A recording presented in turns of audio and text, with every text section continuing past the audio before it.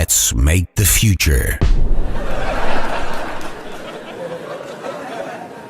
I think actually scientists should kind of look into that whole death thing because they seem to focus on diseases. And, I don't give a about them because, the guy go, hey, we fixed your arthritis. And they go, I'm still going to die? They go, yeah.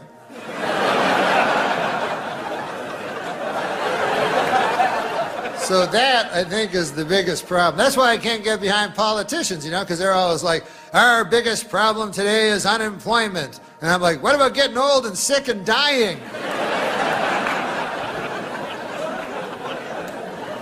And they usher me out the back way, but sometimes I actually think I won't die. You ever think that? But in your mind, when, you analyze, you realize, my dad died, and my grandfather died, and my great-grandfather died, and the guy before him, I don't know, probably died. I think he died. Because otherwise he'd be on Extra. No, I come from a long line of death. That's my point. And so I fear it, I fear it a lot. And I think most of us do, But it's funny Welcome to Let's Make the Future, a discussion about future trends, technologies, and their implications for human society. We are coming to you from all over the world, featuring the voices of Michael Oloronimwo, Daniel Valenzuela, and Michael Curry. Music and editing, Christian Peltonen. This episode's future trend discussion topic: longevity. So welcome to Let's Make the Future. Tonight's topic is longevity. So Wikipedia defines senescence, or biological aging, as the gradual deterioration of function characteristic of most complex life forms, and it's arguably found in all biological kingdoms. But the word senescence can refer either to cellular senescence or to the senescence or death of the whole organism. And it's commonly believed that cellular senescence underlies organismal senescence. So the cells are slowly wearing down, and that basically underlies the reason why everyone, animals and humans, we all slowly wear down over time, why our skin starts to sag, why our bodies don't move as quickly, and why eventually, no matter what, we all die sometime before the age of about 125. And the science of biological aging, we call that biogerontology. Now, senescence is not the inevitable fate of all organisms, and it can be delayed. So, for example, in 1934, we discovered that calorie restriction can extend lifespan by 50% in rats. And we've also even discovered some species that have negligible senescence, such as lobsters that age basically without significant senescence. They just grow larger and larger. And there are potentially immortal species such as Hydra, which is a type of jellyfish that continually renews itself. And these facts, these discoveries have motivated research into delaying and preventing senescence and thus age-related diseases. So the possibility is before us that we may in our lifetimes, no pun intended, have treatments for aging that may significantly reduce the effects of aging and may also significantly extend our viable lifespans. And I feel like we can't really discuss in detail with our respective qualifications today, gentlemen, the technologies involved, but we can certainly discuss the implications. I'd be interested to hear what you all think the implications would be for a society with a widely available anti-aging treatment. I think definitely we all have a desire to live longer. And once the treatment becomes widely available, then what it means is that people, demand for these medications will skyrocket. And you're talking about 6-7 billion people. So that could create a very thriving market for anti-aging drugs. So that's an economic impact over there. So that could lead to more jobs creation and another new sub-industry developing and all of that. So the question really is, could be widely available, then how accessible, will it be in the future? And that could easily mean that people will fall ill less often. So people would frequent hospitals less than they used to, because now we can slow the impact of aging, and the result of diseases that come with aging would be less. And you will start seeing people living potentially much longer than they used to. And so that would be one of the immediate impacts of this. I feel like we are already having troubles right now at the moment to deal with the quantity of people that live on the earth. There's already a lot of shifts going on in terms of, for example, births being more successful, in terms of nobody dies at the birth over the world, which has had a significant impact on the total population. And now with increasing long living people, I think we'll need to rethink how we use our resources and what we emit on this world in order to basically sustain a larger growing population. So basically the impact on the population is something that needs to be taken care of. Don't see this changing things qualitatively, because we already are dealing with this, but quantitatively, I suppose it does exacerbate the problem. Every day, 100,000 people die and 150,000 people are born. So if we no longer have those deaths, then obviously our rate of growth is going to be suddenly a lot faster. Let's just imagine a society where at age 50, you can obtain a treatment and basically limit your aging to that level. In such a society, we have a lot of 50-year-olds. I wonder how that impacts things like the social hierarchy, people retiring. What are some other impacts that we might have of like a huge population of people at sort of this maximum age that are all just obtaining treatments to maintain that age? For one thing, I can think that like right now, I think there's a societal respect for elders. So when you're in a workplace, for example, I think inevitably you sort of defer to people who are physically older than you, and it's easier to take an order from someone who's older than you, and it's easier to give an order to someone who's younger than you. So I imagine it would be a weird workplace if, everyone is looking a similar age. Now, in my scenario, everyone maxes out at 50, so maybe this is not quite as bad of a scenario for the workplace with that. But still, it does seem like it would be harder to infer someone's level of skill or expertise without those physical cues. Michael, to your point, I mean, that is fairly correct. You'll probably see a need to increase the retirement age because people would continue to be active, well beyond the current retirement age of 60 years. And that could also mean that we could retain knowledge in the workforce, because if we make the assumption that with experience comes expertise, right, which means that as people generally get older, they get more experience and they have more expertise. It means that expertise can also be retained within the workforce pretty much. So even though people might officially retire, they will probably continue to be active and do some other form of value-added economic activity or the other. So while there might be a form of disadvantage for the workforce in terms of not being able to recycle older employees, early enough, there is also the advantage of people being able to continue to do economically value-adding activities, even though they are past retirement age. So I think there are two ways to look at this in general. You said the retirement age will go up. But what does age really mean in this concept? I'm wondering, because it will be like the distance in years towards your birth. Like physically, you will remain with the same age, I guess. So probably you won't retire at all. How old are you? 28. I'm 105. But the day comes when you've had enough. If you had as much time as I have, what would you do with it? Sure as hell wouldn't waste it.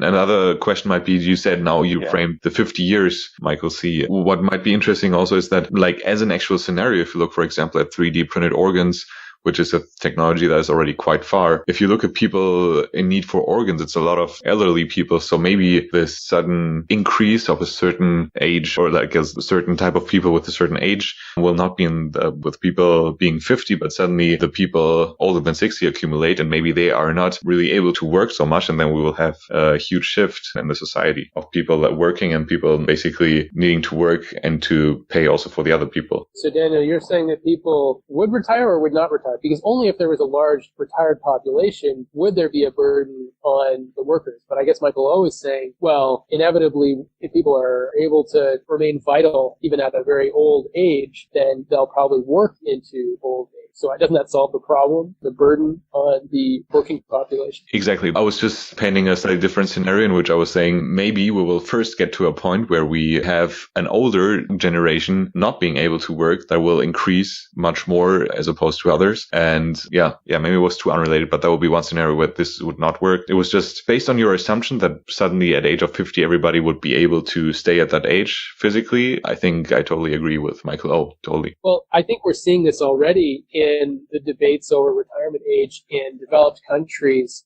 where people are able to work until an older age and they live until an older age than existed when the retirement ages were set for a lot of these social security systems. And for example, in Canada, there was a big debate about raising the retirement age from 65 to 67 for certain defined public sector jobs when there's a defined retirement age, and the government has some influence over that. And it was a politically charged thing because, of course, if you're getting close to that age, well, you care a great deal about whether you have to continue to work for 2 more years, and you would like to be in the generation of people that are able to still retire at age 65 and pass that burden on to the next group of people, the cohort slightly younger than you. And so I wonder if we'll pass through a phase, like you say, Daniel, when people will continue to retire at the old-fashioned retirement age and become a burden on the young, which is exactly what's happening right now. And it will take some political reckoning or some economic reckoning when the system is just broken and bankrupt. And then suddenly we'll just have to say, no, people have to keep working. Like you cannot enjoy a system and its benefits at that young age anymore. Actually, there's also another scenario that might lead to such a shift of working and non-working people. If you think about, for example, the jobs that are demanded most at the moment and the trends, that a lot is going more and more into technology jobs. And these are very often times jobs that cannot be done by people older than a certain age. So I guess if you're saying like everybody at 50 or older than 50 will start, how do you say? I mean, if you just assume that these people will have a harder time, a longer ramp up, or not at all be able to work in tech-related jobs in an increasingly technology-based world, there will almost be no more jobs for people that do not work in tech. I think this might be also a scenario, but that's probably like a very specific scenario already that we might not be interested in discussing. Just a thought. No, that's a great point, because even if you can work for 200 years, if you retain the same kind of inflexibility that the stereotype, which may or may not be somewhat true, is of older workers, which is that they're less flexible and less adaptable, then you have a big problem. If you got all your training, or let's not even talk about inflexibility and just say, if you went to university at age 20 and then you expected to work for, 40 years, what if you have to work for 200 years? I mean, if you got your education in the 1700s, it probably wouldn't apply very much today. Maybe people will have to go back and do an undergraduate degree every 50 years or so. Yeah, just to your point, I think it would really create the high value and importance for retraining. So people would, I think even right now, people need to go back to school, say every 10 years to retrain. Otherwise, you cannot survive in the workforce with the same skills like you have 10 years ago, which means that the education becomes very, very important to society as a workforce needs to be retrained, every so often as the innovations continue to evolve. Very much to your question, Michael. Okay. I just wanted to add a quick note regarding our personal assistant, like AI episode. These will become very, very important in this scenario with constant education and constant updating and always better understanding you. I think just as a funny side note, over these amount of years, they will be incredibly helpful. Yes, agreed. I suppose in this conversation today, we're a little bit ignoring the implications of automation and AI. Like it may be that in 20 years, no one will have a job anyway. So maybe all this talk about workforces and everything will become irrelevant. So that's definitely worth noting for sure.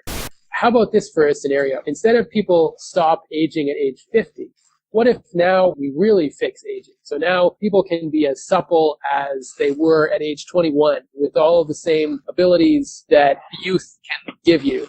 And what if now no one is aging? So this is a scenario that was explored in a recent movie with Justin Timberlake. What was it called? About Time, I think.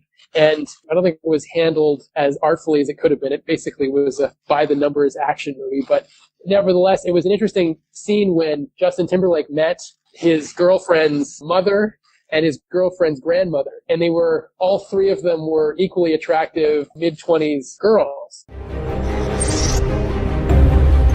Allow me to introduce my mother-in-law, Clara, my wife, Michelle, and my daughter, Sylvia. And it was just very strange and jarring to imagine how these women would relate to one another, because typically when I'm thinking of my grandmother, I think of, again, being very respectful to her and, helping her up the steps or something and listening to her, slowly deliver an anecdote. Like the idea of theoretically being able to relate to my distant ancestors as like peers in terms of the activities they might want to do, etc. I just find that to be really alien and strange. And I wonder what the impacts would be on things like entertainment. Imagine people who liked big band music or, the kind of entertainment that you get 50 years ago still being young and useful 50 years later. How would that impact the consumption of entertainment?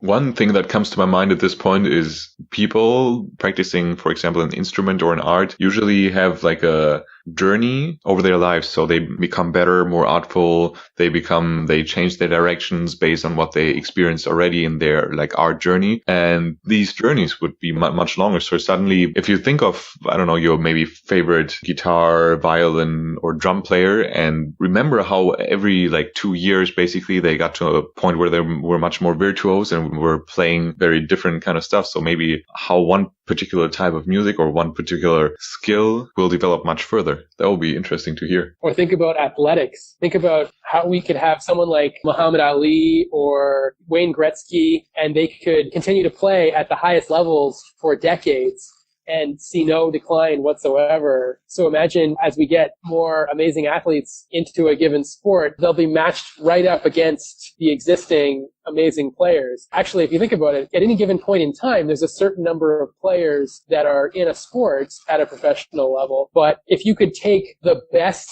of all the players that have played in the last 50 years, there would be far fewer of those players that would end up in the top leagues, but they would be all the best. So basically you'd be watching all-century teams playing against all-century teams, and it would be like the most spectacular sporting you'd ever see, I suppose.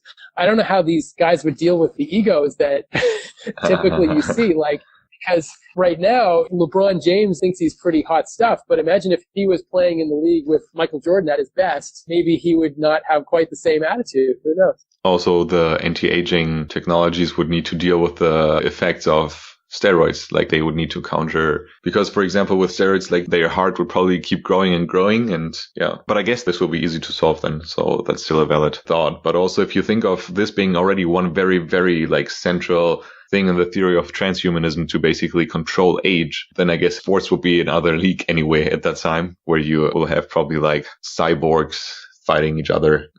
It gets slightly sci-fi now, but that's a bit beyond the scope. Yeah. Michael, what do you think? Would you watch these sporting events featuring these amazing athletes?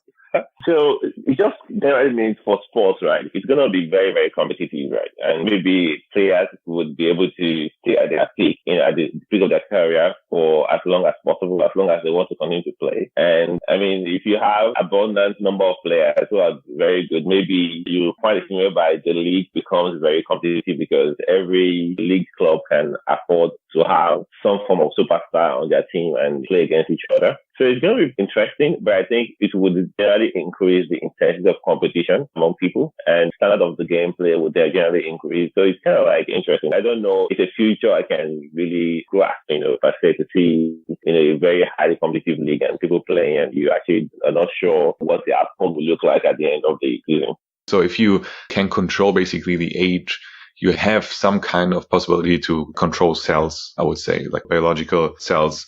That would mean in particular that you could influence cells of sports people, meaning that you could easily enhance their capabilities. And that's what I meant earlier, that sports would look like completely differently anyway at that point. Maybe these anti-aging technologies, where the whole world will benefit from, that's a strong statement, but maybe these will count as steroids, because otherwise maybe sports will get even more boring if there's only top class players, and maybe there will be a class of entertainers, which are the sport people that basically are the only people that do age. That will be like slightly dystopian, but it's a very funny thought at the moment. Today's episode for me is like just sci-fi in my head. Well, this whole show is about sci-fi, so it's all good, I suppose. Although sci-fi maybe becomes sci at some point, so That's good. We should explore the most extreme scenarios. And I also think, Daniel, you're right to bring in other topics because we have a danger of just looking at one societal change in isolation and ignoring the fact that there will be others happening at the same time. So that's right. If we have robots and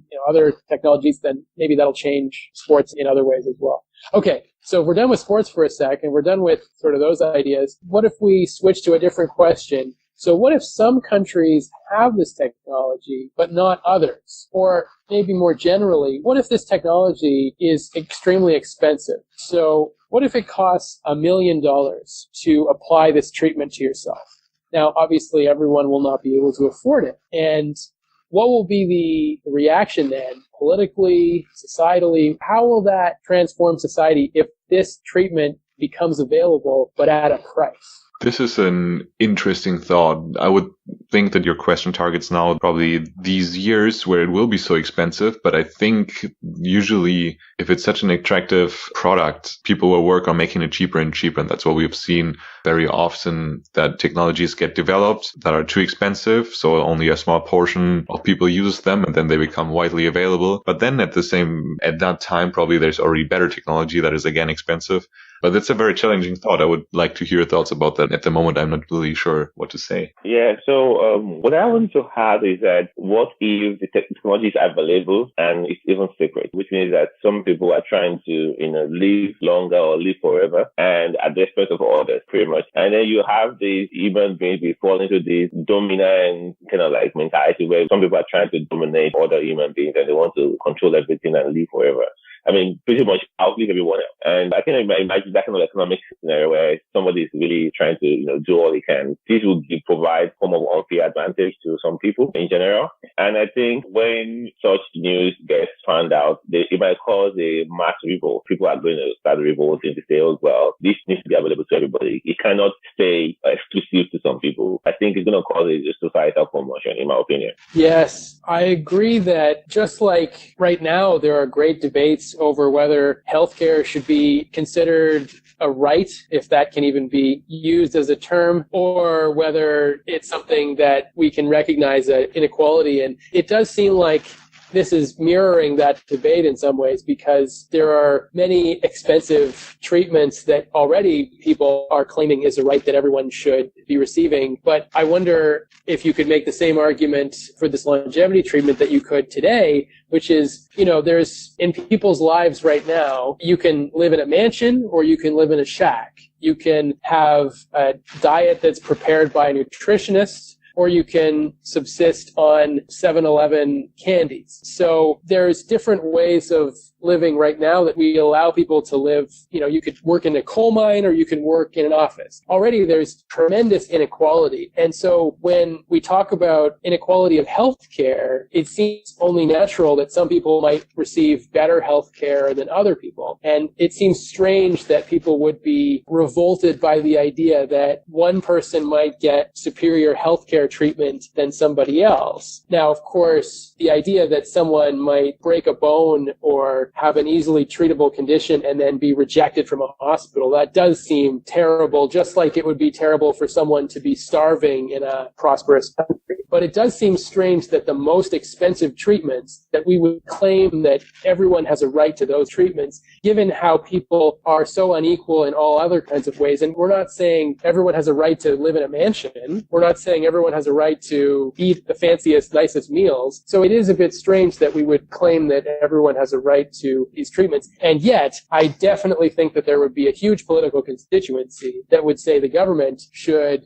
either ban the treatment for everyone or make it available for everyone. And I think there'll be huge political conflicts as a result. But why do you think in that case, particularly because it is such a drastic therapy, or because, we have the same situation today that the rich people have better or have access to very specific therapies while other people need to die because they don't. And I think that is something, I guess that whole healthcare thing, particularly in America, and generally maybe politics, is a lot of giving back to society society or like rewarding the people that have more positive impact on society. And if you're a really rich person in general, that money represents like this political idea that you benefited society a lot. So you are giving back more to them. And I feel like that's something politics might be logic in the political context and something that we have already. But don't you think that it sort of undermines the fundamental social contract or social understanding that underlies this? Like we tolerate, the masses tolerate the rich. They more than tolerate the rich. Sometimes they celebrate the rich for, as you say, for creating maybe some of the innovations that have made society work today. We lionize Bill Gates, Elon Musk for being great innovators.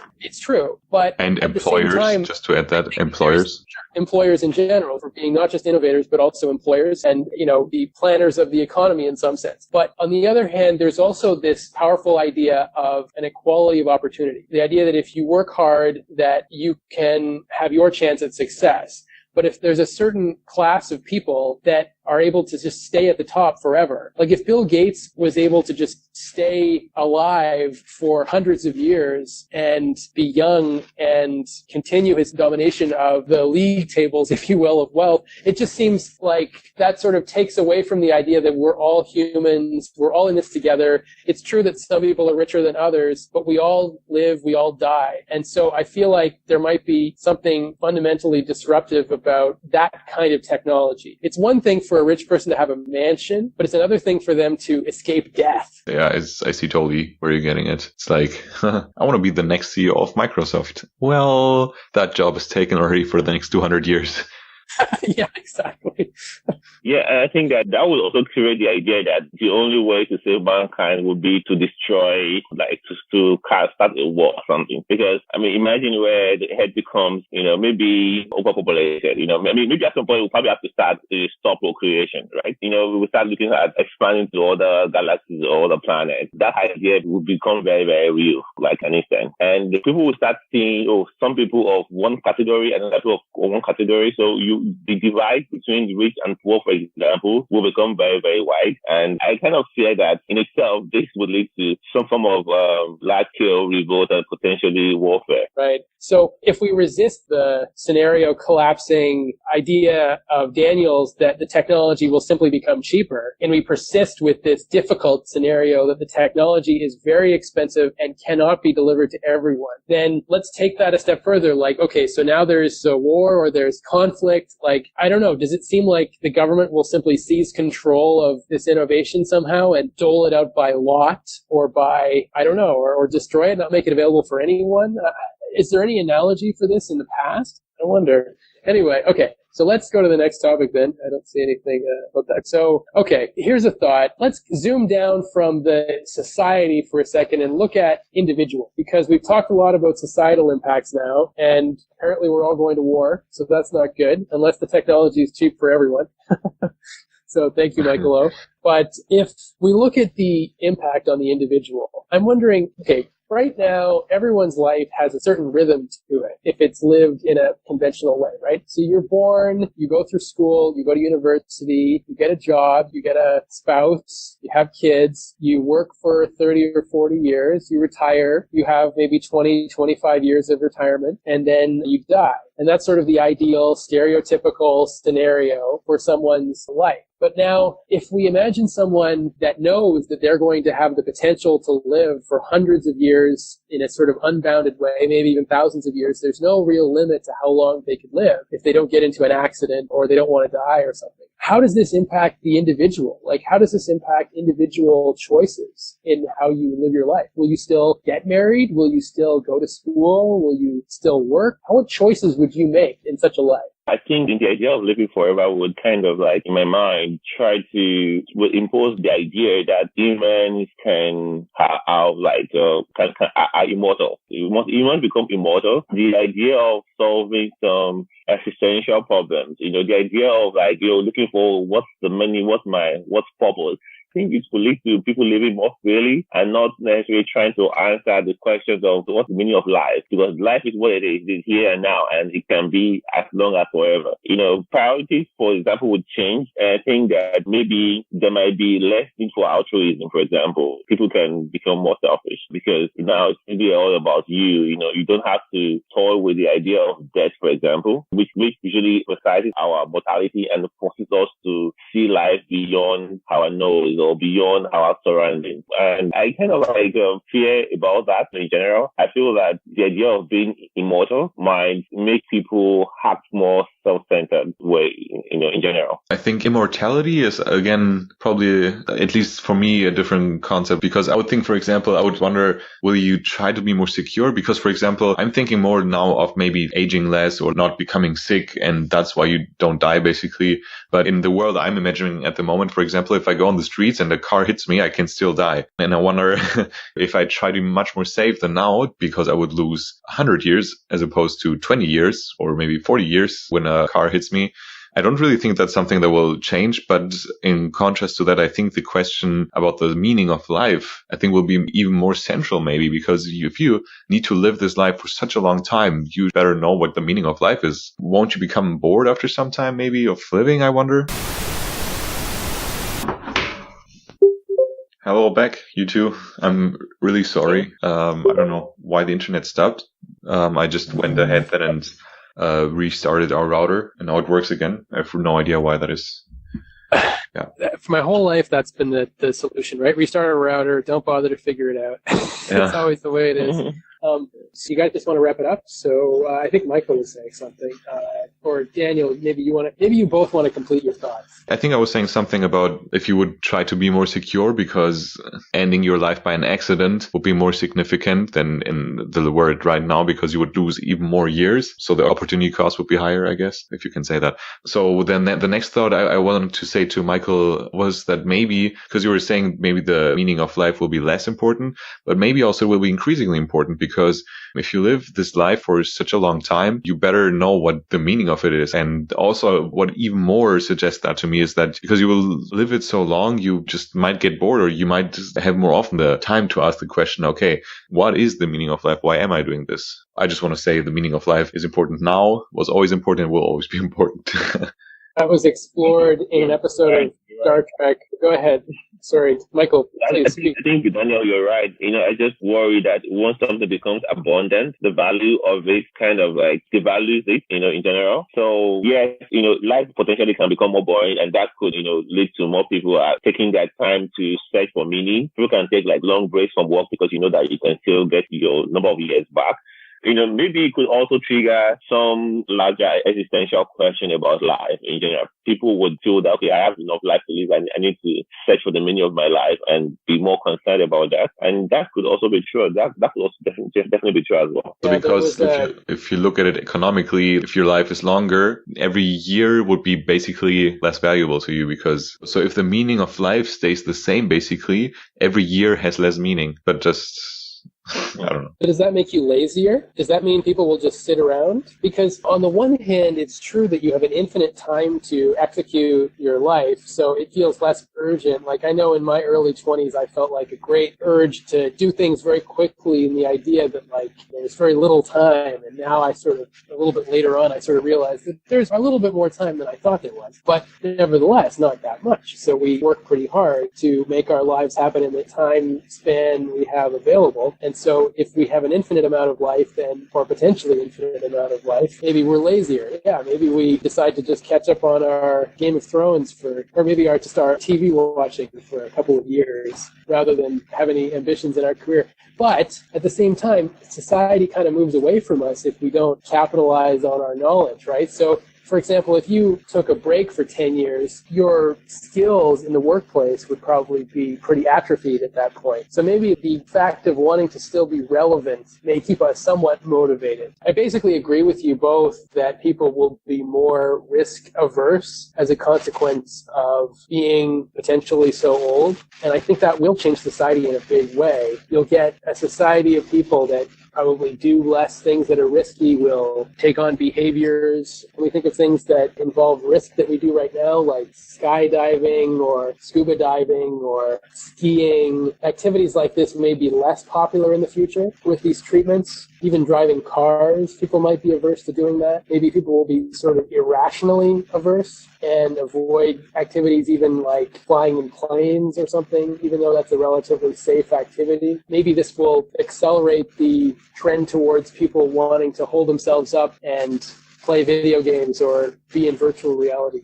Or the contrary will happen because it will be even more of a rush because you will risk even more. Usually you say you risk your life with that and that motivates people to do it because it's a very specific feeling and then you risk even more. So just to also say the other scenario. But I think there'll be people of both sides. There will be the conservative, I like to be safe even more than I used to people, and there'll probably be the ones that are hunting these near-death experiences. And these will be both more significant. You kind of see that today, though. It seems like people engaging in risky activities like drugs or smoking or excessive drinking or jaywalking even. These sorts of basic risky activities, I feel like are done more by people that seem to have the idea that they may not be living very long.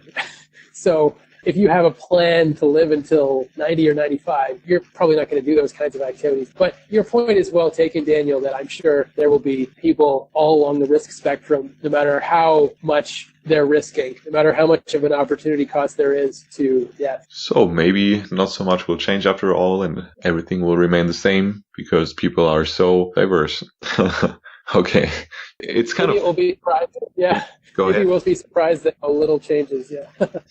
Yeah. Interesting ending to a discussion that was probably too short and too less in detail as we maybe wanted to be. But I feel like I need to run soon. So should we wrap it up at this point? Yes. I think I've said all I would like to say about this topic. And I thank both of you for an interesting discussion. And also, if you guys have any final thoughts about it, please go ahead. Yeah. So I think while it might be easy to say what impact on the workforce on businesses, I think the impact of longevity society might be difficult to really predict at the moment. So we will continue to watch and see how this goes. Exactly. That was a nice wrap up. Yeah, I agree. Yeah, I agree also. All right. Well, thanks, guys. This was fun. Yeah. Should we do Bye. the pitch battle or should we run? Oh, that's an interesting idea. If you have time, Daniel, I have time for a pitch battle. But if Yeah. Michael, is that okay? Yeah. All right. So give me 30 seconds because I certainly haven't thought of a pitch. It's time for the elevator pitch battle. Each person has 30 seconds to pitch their business idea. Then there is a vote for the best idea. Let's begin. Round 1. Michael Oloronimo. So I think I would develop like a custom online program that helps people to find meaning to their lives, especially when they have 200 years. You know, how to make meaning out of your life if you have 200 years, something like that. Nice. Short and sweet. And I see that you'd need different time management techniques if you, again, had to go back to school every so number of years, or if you wanted to change your career track every once in a while. Yeah, I can see that being completely different from the kinds of self-help or time management that we have now. Yeah, totally. Yeah. All right. Round 2. Daniel Valenzuela. I was first thinking about like business models that will need to rethought. And then I was thinking about life insurances first, but that got easily too complex for coming up with something in 30 seconds. So here's also the shorter idea that I came up with, and that's analyzing or using all the data that is available on like soccer or football players over the last century or half century maybe, and basically have a match of all these pro soccer players that were considered the best of the specific years. And yeah, see how that runs out. Yeah, I forgot to say that I feel like what will happen with these greatest players is that they won't retire as they do now when they're injured. They'll instead retire when they're just bored of playing the game. Like after 100 years of playing football, Messi will probably be like, all right, I think I've kicked enough balls. That's enough. I'm retired. But yes, I like your idea of using all the data to analyze how to match.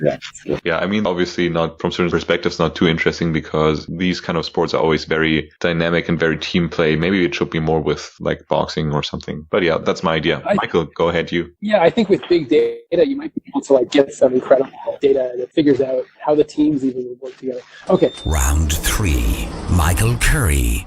So my idea is that in the future, everyone will be about age 25 looking, or, they'll look youthful. And so just like today, the face of someone with smallpox looks grotesque, even though, 200 years ago, it was a common sight to see someone with all these boils on their faces. Today, it looks horrifying and you would shrink at the sight. I think in the future, we will be horrified at the sight of like an old person's face. It will look hideous and disgusting to us to see wrinkles. So to aid these future people in the appreciation of the movies that we've made, and the artwork that we've made, what about a computer program that artificially de-ages everyone and presents a movie like Casablanca or Star Wars with all youthful faces, so it's tolerable to these future audiences? Not necessarily that they're disgusted by it or like horrified by it, which would be funny, like a horror movie called The Grandma, which is not from Get Out.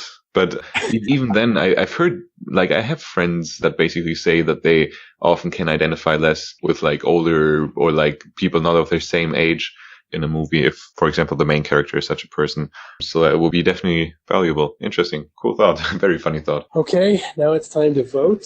So we have 3 ideas on the table. Michael O. with custom time management software for people knowing that they will be living for a long time. Time management software for long-lived individuals. We have Daniel with the simulated match of the greatest players over the last half century. Sorry, Michael. Yes, go ahead. Yeah, just mine will be life design software for longer living individuals. Okay, maybe I should stop being the one that summarizes our ideas because I always get it slightly wrong. Okay. Life design software for longer lived individuals. And how would you summarize your idea, Daniel, in 6 words or less? A soccer game of the best players of all time. Okay. And my idea is movies made less grotesque. Okay. Okay. So we all get a vote, and you can't vote for yourself. So if you've all decided on a winner, 3, 2, 1. Michael O. Michael. Daniel. Okay. So that's 2 votes for Michael O. I believe that's 2 weeks in a row that you've won, Michael. So congratulations. The medal is dedicated to every one of us. That's great. All right. Well, an excellent idea. I think it will probably be in demand in the future. Thank you, everyone, for the great conversation. Absolutely. Thank you. Also, thanks from my side. See you next week. Awesome. Yeah. Bye. All right. See you next week, guys. Bye-bye. Bye-bye. Good night. Good night. Let's make the future.